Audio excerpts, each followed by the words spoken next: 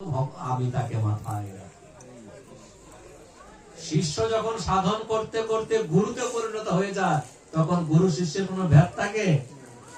তার প্রমাণ কি? এবার প্রমাণ তোমাদের ঘরে প্রদীপের দিকে অনেকক্ষণ তাকিয়ে থাকবে, এবার অন্য দেওয়ালের দিকে তাকাবে, দেখবো ওই দেওয়ালে প্রদীপ জ্বলছে, হয় না? কালকে প্রমাণ করবে আমার কথা। তুমি দেখবে প্রদীপ জ্বলছে এই জায়গায়, অনেকক্ষণ তাকিয়ে দেখলে আবার যখন ও পাশে দেওয়ালে তাকাবে, দেখবে প্রদীপ ওই দেওয়ালে জ্বলছে। দেওয়ালে কি আসলে প্রদীপ জ্বলছে? তোমার দেহ, মন, প্রাণ, ইন্দ্রিয়, চক্ষু, সমস্ত তত্ত্বটা ওই প্রদীপে নিহিত হয়েছিল বলে তুমি সর্বকিলত ব্রহ্ম সবকিছু প্রদীপ প্রজ্বলিত হচ্ছে। শিষ্য যখন গুরু প্রদত্ত বীজ মন্ত্র, দীক্ষা মন্ত্র জপ করিতে করিতে তখন দেহটা গুরুময় হয়ে যায়।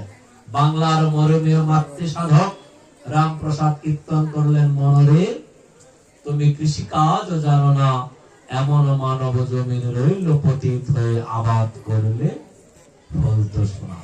এই কথাটাই গীতায় ভগবান ত্রয়োদশ অধ্যায় ক্ষেত্র ক্ষেত্র বিভাগ যোগে বলছেন যে হে অর্জুন, এই দেহটার ক্ষেত্র, ক্ষেত্রে অধীশ্বর আমি না থাকলে জীবের কোনো অস্তিত্বই থাকে না। তাই মা আমরা যে প্রসঙ্গটা ছিলাম, বাবা লোকনাথ বললেন, আরে বোকার দল, ধরিত্রী মা কৃষ্ণজিকে উপহার দিলেন মাটি। ও প্রভু, তুমি আমাকে মাটি করেছো, তুমি আমার পতি, তোমাকে আমি কি উপহার দিব? তো গঙ্গা জলে তো গঙ্গা পূজা হয়, কি বলেন?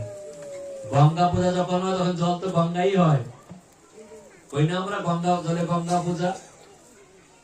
তাই মা